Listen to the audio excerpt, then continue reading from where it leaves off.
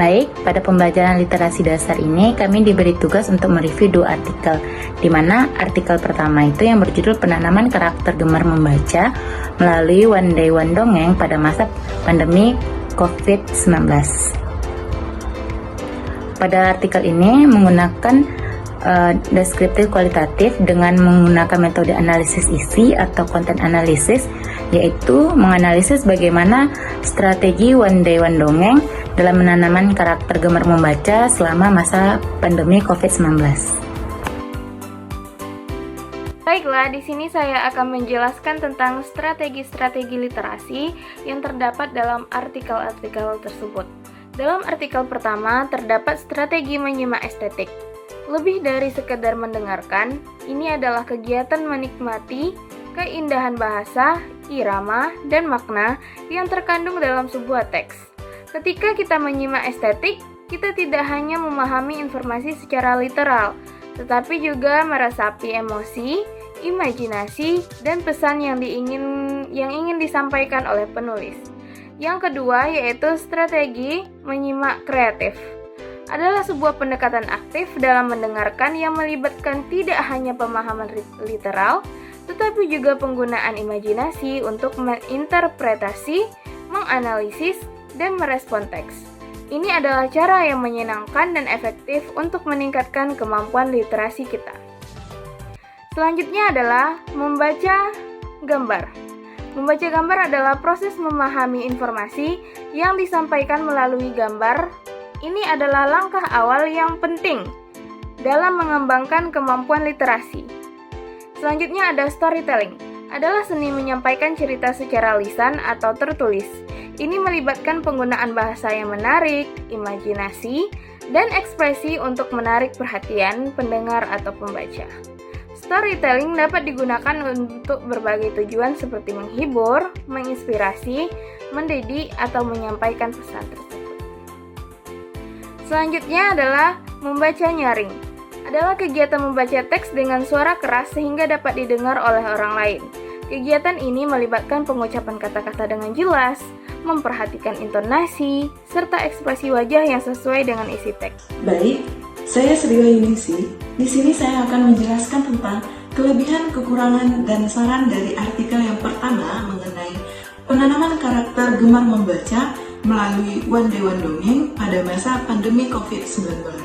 Adapun kelebihan dari artikel yang pertama ini adalah yang pertama, tidak terikat waktu, yang kedua, orang tua dapat berperan aktif, yang ketiga, orang tua dapat melihat perkembangan literasi anaknya secara langsung. Dan kekurangan dari artikel yang pertama ini adalah yang pertama, guru tidak dapat berinteraksi dan melihat perkembangan peserta didik secara langsung.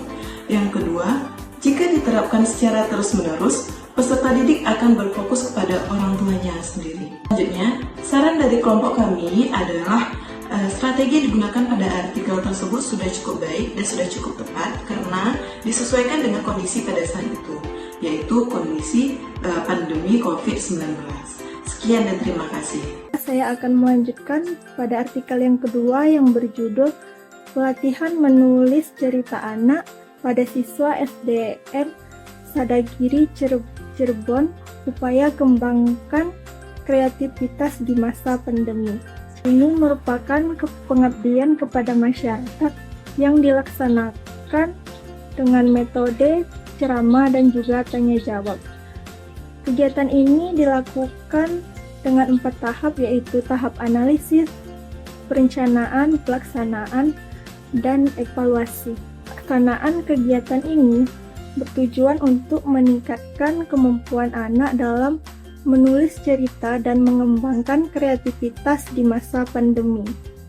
Dari artikel tersebut telah menunjukkan 100% bahwa siswa mampu meningkatkan menulis berdasarkan imajinasi dan meningkatkan kreativitas dengan menuangkan ide-ide dalam sebuah cerita. Selanjutnya pada artikel yang kedua yaitu ada strategi menulis terbimbing, di mana penulis biasanya mendapatkan bimbingan dan arahan dari guru atau fasilitator dalam setiap tahap proses penulisan.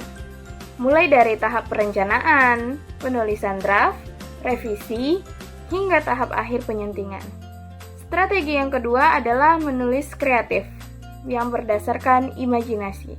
Adalah sebuah proses di mana kita menciptakan cerita puisi atau bentuk tulisan lainnya dengan menggunakan imajinasi sebagai landasan utama.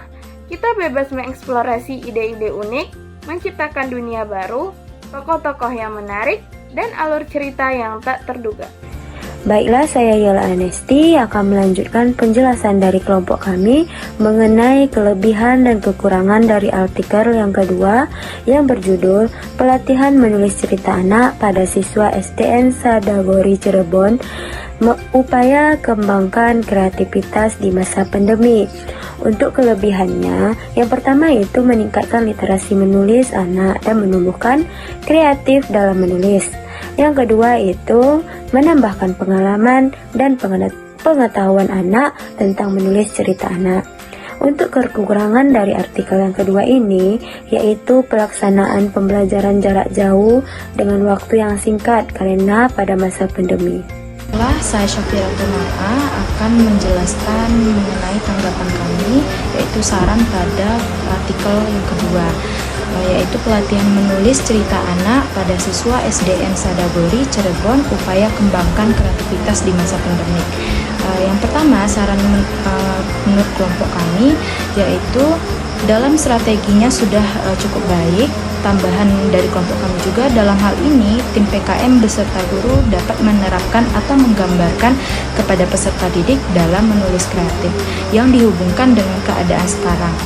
Contohnya, dalam menemukan ide, peserta didik dapat membuat cerita yang berhubungan dengan keadaan sekarang. Contohnya COVID-19 yang digambarkan melalui penamaan tokoh, organ tubuh. Dengan hal ini, peserta didik dapat menceritakan kondisi yang sedang dihadapinya sekarang. Dengan gambaran imajinasi mereka terkait organ tubuh yang mereka ceritakan sesuai dengan kreativitas mereka masing-masing. Nah, yang kedua, perlu adanya kontribusi orang tua dalam memperhatikan perkembangan menulis kreatif peserta didik.